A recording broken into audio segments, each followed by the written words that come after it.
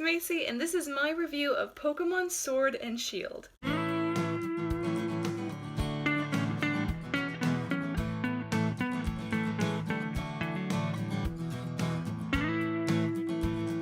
So I will be reviewing this game based on my own experiences with the Pokemon franchise. So basically what that means is I'm reviewing this based on how I like to play Pokemon. Basically what that means is like how I choose to play these games, and how I personally like to experience Pokemon. I'm personally not a gamer, so I don't really feel like I have a lot of authority or right to kind of review these games as video games, but I definitely know my Pokemon. I've been playing Pokemon games since Gen 4, so I will be judging these games based off of how good of a Pokemon game it is. Also, everyone plays Pokemon in their own way, so if my opinions are different than yours, then I'd love to discuss down in the comment section below. This is a spoiler review, so if you have not played this game, then please go play it, or click off of this video if you don't want to be spoiled, because this is going to be full of spoilers. So I'm going to be very upfront about this, but I absolutely loved this game. This is a very controversial topic, and I know that the opinions on this are ranging from hate to love, and I want to know your opinions as well. And so if you have any of your own opinions or stuff that I didn't talk about in this video, then please comment down below. But I'm going to be very upfront about this. I am more on the loving side. I really enjoyed this game. I personally played through Pokemon Shield, but that does not mean that I don't have problems with this game. Just because I like a game doesn't mean that it's perfect and that it doesn't have any flaws, because this game definitely did.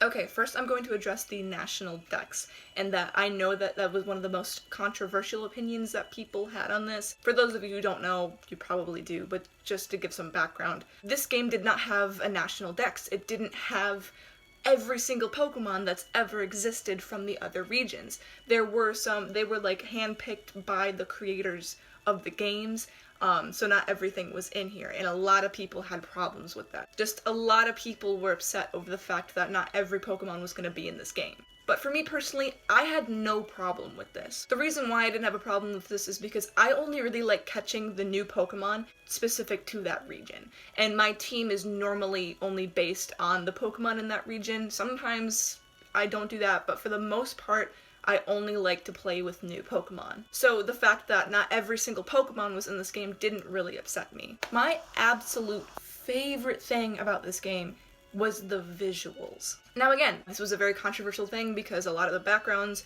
are not finished or pixelated or look kind of weird, and there's like some graphic errors and stuff like that. But like, I didn't even notice that stuff until it was pointed out to me. For me personally, I think this is the most visually stunning Pokemon game that has existed thus far. From the moment I saw the teasers, I was just in love with how beautiful these graphics were. From the lighting to the different colors that they chose. Oh my god, the lighting is so pretty. Like at night, oh my gosh. Something I also love about this game is the Pokemon designs. You're gonna hear me talk a lot about the designs of the characters, the Pokemon, stuff like that, because I'm an artist and I just love character design. I think they did an amazing job at making these Pokemon look like they're from the Galar region. Like if you showed me a Pokemon from the Galar region, I'd be like, yes, that makes perfect sense. It looks exactly like it belongs in this region. Really, the only complaints I have about the Pokemon designs are the final evolutions of the starter trio.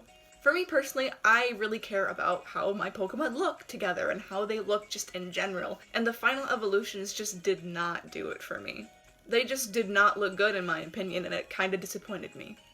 Personally, Cinderace looked the best to me, so then I ended up going with Cinderace because the other ones just didn't look good, and even Cinderace could be better. I will give it to them. I will say that the middle evolution 4-score bunny is so cool. It's the best. Out of all of the starter trio, like out of all its evolutions, the middle evolution 4-score bunny is so good. If you guys want to know more about my team and kind of go into more details on the Pokemon that I chose and stuff like that and why I chose them, I'm going to be making another video just on my team and the Pokemon that I chose for that, and I will be linking it down below in the description box when the video is made, so it will be there at some point.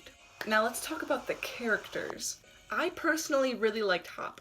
I really enjoyed his character arc and like the story that he had behind him. I loved his design. Just the whole struggling to like live in his brother's shadow, I think was handled really, really well.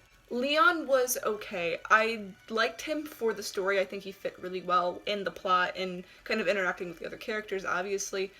But he's not my favorite champion. He's kind of like in the middle. I'm kind of like neutral on him. Like, he's not the best champion and he's not the worst. He's just kind of like in the middle for me. Also, I hate his design more than anything. I still think it's really gaudy. I think it fits with his personality pretty well, but like still, I don't. It's gross. I hate it. I didn't really enjoy Beatty. They definitely tried to go back to that like kind of snarky, like mean rival kind of character, which I appreciate and I really wanted. He didn't meet my standards when it comes to that. Like, my standard is like Silver. Like, Silver is by far my favorite rival. I don't know, he just didn't fit for me personally. Like, I didn't really enjoy his character too much. Marnie is an interesting one to me because I think she's really cute. Her design is so well thought out and really, really cute, and just the color palette is really, really good. She's my favorite out of Beatty and her. Like, if I had to choose between them, I'd definitely choose Marnie. I still really like Professor Magnolia, like her design and like kind of the idea behind her. I just wish she was actually in the story. Sonia is adorable. I really liked her. I really like how much she was in the story and how much she interacted with the characters. Again, I wish she was in it more, but you know, I feel like out of all the characters, we got to know Sonia and Hop the most. I really didn't like the chairman and his assistant, whatever her name is. I did not like them. I'll get more into that later, but I didn't like them. These gym leaders are the best designed gym leaders I think I've ever seen. Like, as a collective, like, they're so strong, like, together. Like, they're so cool looking. A few of my favorites are, like, Nessa and Alistair and Opal. Oh my god, Opal is my favorite. I didn't mind Team Yell. They were just, like, Team Skull, but more annoying and worse. Okay, now I'm going to discuss the story. This is where it gets a little more controversial, because I really have a lot of strong opinions on the story and plot. Now, to give some context, I'm one of those people that plays Pokemon, obviously for the really cool designs and the battling, but one of the main things I play Pokemon games for is the story. This is one of the worst Pokemon storylines I've ever played through. I feel like we barely learned anything about the Galar region or its lore. It just overall felt very strange and disjointed and just not put together correctly. Like I said before, Team Yell was fine, it's just they weren't an evil team. They were less intimidating than Team Skull. That being said, there was no evil team, and that kind of upset me. I didn't feel like I accomplished anything after defeating the chairman. Like, at all. Like, it didn't feel satisfying. Just the way that the events took place made absolutely no sense to me and really confused me. Like, before the champion battle, you barely have any encounters with the legendary Pokemon. Like, they're barely in the game at all. Also, just the fact that the plot is so rushed at the end. Like, it's like a slow burn, and then it's all in the end, and then it's done. Like, there's two plots going on. There's the plot where you're doing the gym challenge and doing everything, and then there's the plot with the chairman and the legendaries and the wishing stars, and it's like, I feel like the plot with the gym challenge is spread pretty evenly. It's pretty well spaced. It's better than the other plot, whereas the other plot is just kind of like, okay, something happens here, okay, and then you move a little bit, and then something happens here, and then it's all compact at the end, and it's just horribly paced. Moving on to something positive, something I actually really enjoyed is the new gyms. The fact that they are stadiums with an actual crowd, I just love that. It's always how I pictured Pokemon battles should be like, and it just makes me really happy. Something else, surprisingly, that I found myself actually really enjoying is Dynamaxing. At the beginning, I wasn't very impressed by the Dynamaxing, but now I can genuinely say that I really enjoy it. Personally, I feel like it's the best battle gimmick thus far, like compared to Z moves or the Mega Evolutions, and it's also less broken. The music in these games, like other Pokemon games, is nothing short than amazing. Some of my favorite music was the battle music in all like the gym leaders and during the gym challenge. That stuff is like straight out of like an EDM like techno club thing. And then on top of that, in that same bit of music, they also have like included the chants from the crowd, and I love that so much. It just like feels like you're actually being watched and cheered on by a crowd of people. And then if you pay attention to the music in each location, it sets the mood perfectly and just fits so well. Like a lot of things in this game, I'm very neutral about the wild area.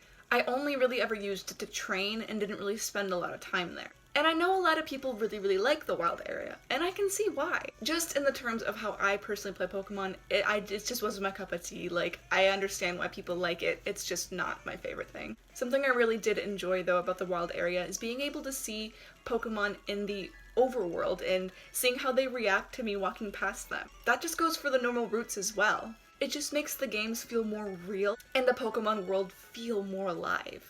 It's something I've wanted since I was a little kid. To be able to walk by a Pokemon in the overworld and then them run after me or run away from me and just interact with me, and it's kind of a dream come true.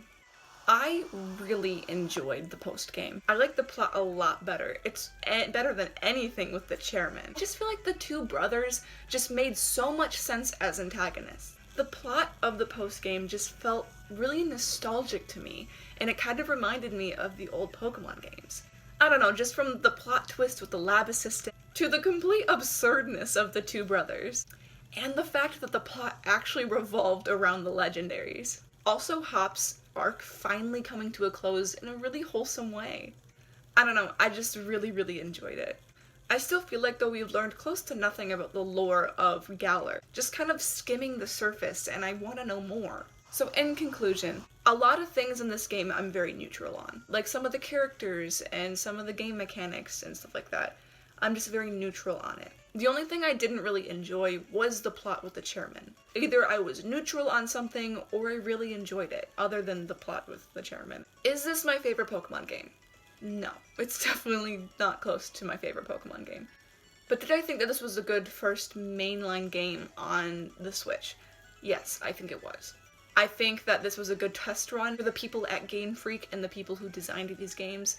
They kind of have I feel like now they have a better grip on what they can do with the Switch. This is definitely an upgrade from Sun and Moon in terms of graphics, obviously. I just feel like they need to work on the background graphics a little bit more and kind of flesh out plots and write them a little bit better. But was this a good Pokemon game? Yes. I genuinely feel like this is a very good Pokemon game. Alright, that is my review on Pokémon Shield. If you liked my review and my opinions, then please leave a like. And if you want to discuss more in the comments, then please do so. I want to hear you guys' opinions. And if you want to see more of my face in the future, then please feel free to subscribe down below. But thank you so much again for watching this video. Bye!